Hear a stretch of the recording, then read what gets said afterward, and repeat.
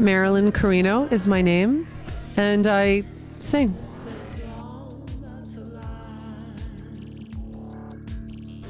I got started in music. Well, in music, I guess I did music sort of vicariously through other people. I was a sound engineer. I went to school for music and became a sound engineer, audio engineer, and worked in recording studios kind of all over the world. I mean, in London and in the United States, and I did that for a couple of years and realized that really, I had played music when I was a kid, music lessons and stuff, but realized that was kind of a calling. But I came late to the game. I was maybe 25 or 26 when I said, yeah, I can do this better than most of the people I'm recording in the studios and auto tuning. So.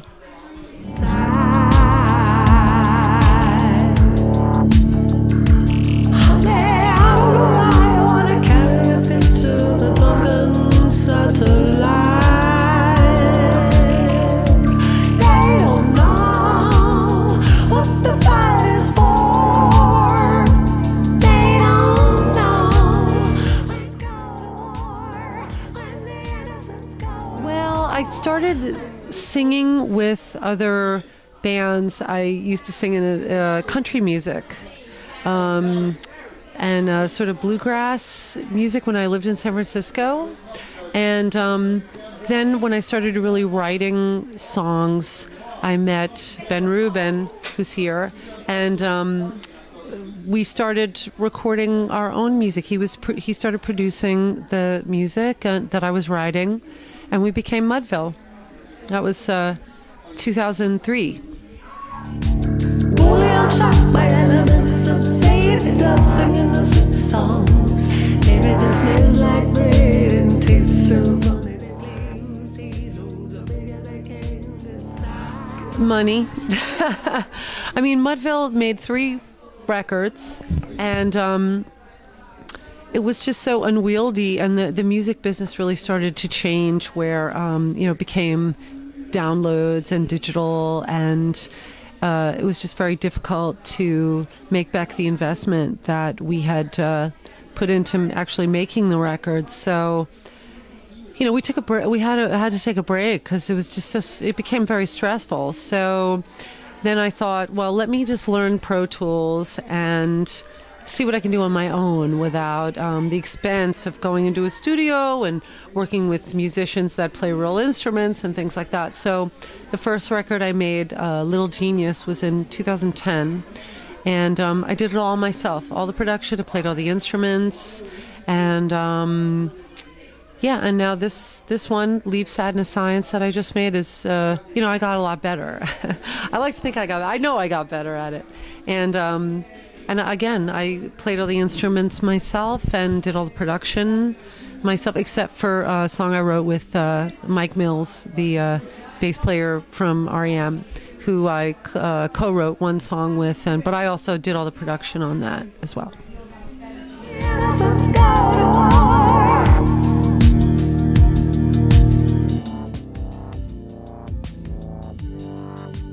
I love this question.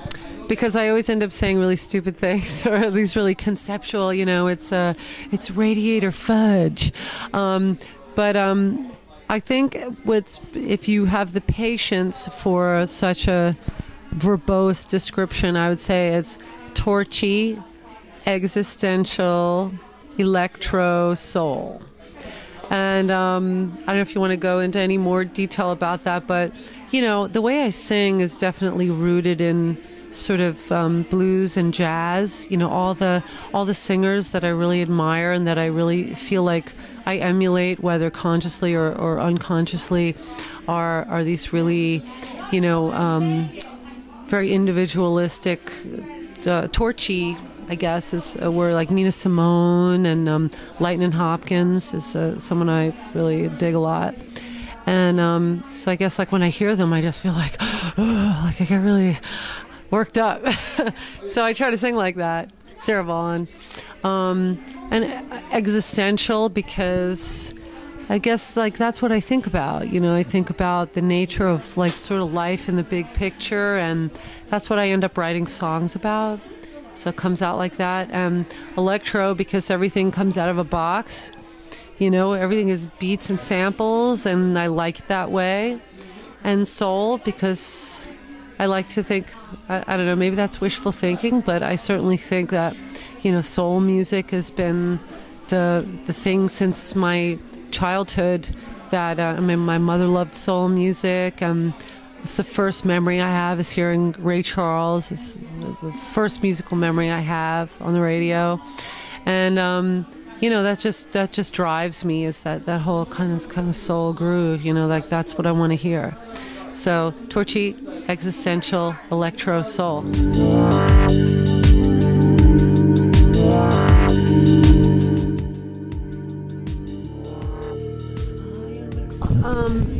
The song is called When the Innocents Go to War, and I had been really thinking about like people's romantic notions and how I kind of am turned off by sentimentality and romanticism. Like, I mean, I love romance, like flowers, you know, whatever, but romanticism where people romanticize other people, I think is sort of a destructive, you know, it doesn't really serve people in anything beyond like a very short term.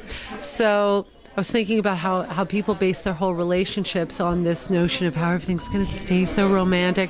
So When the Innocents Go to War is kind of about how people actually, whether they know it or not, are kind of jockeying for position, even from the very beginning when they feel themselves falling in love. You know, it's kind of like, what am I going to get? So the video came also from this very this young woman who I've worked with before. She does this crazy, really intense, super sexy, freaky animation. She did a claymation for a song on my last record, Little Genius. And so I called her up this time and I said, look, I'm making another record. What have you got? And she sent me this animation. It was just perfect for When the Innocents Go to War. And I mean, even the, you know, how the characters, these sort of monstrous characters, how they move is like on the downbeats of the verses and the parts of the song.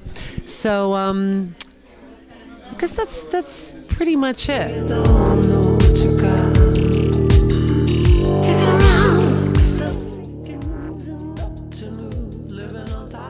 I would say, again, about sort of romantic notions about it, don't have any. There's no such thing as like, you know, I mean, you can have YouTube success, whatever, but it's very, very difficult to translate that into money and financial. You're better off if you have some kind of source of money, whether it's mommy and daddy or you have some kind of day job. So don't, you know, those days are over. I mean, I got into it as sort of at the tail end of that. So I grew up thinking that was the way it is. But then my reality when I was 25 was very, very different. You know, so the thing is you have to be driven and really not able to do anything else with yourself to be happy, or else be a hobbyist, and it's fine. You know, it's totally cool. You can make records in your garage, in your bedroom, with Pro Tools, and they'll be cool, and you can put them up on YouTube, and you can give it away. But if you're going to commit to having this be a source of income or something, you're going to work, and it's going to be a long path. So just clear vision, you know, no romantic notions about it. That's what I would say.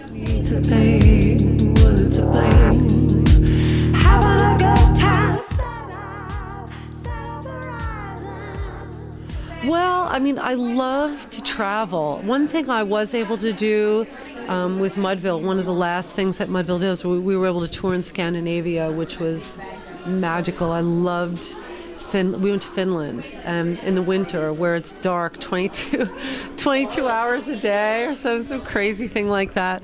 And, you know, so that was really something that I'd like to repeat. I mean, I've been to India.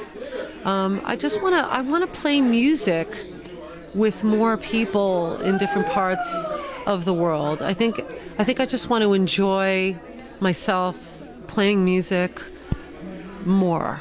I just want to do more, more traveling, more shows, more playing. I mean, I'm hitting a stride now. After almost 15 years of doing this, I feel like I'm getting better all the time.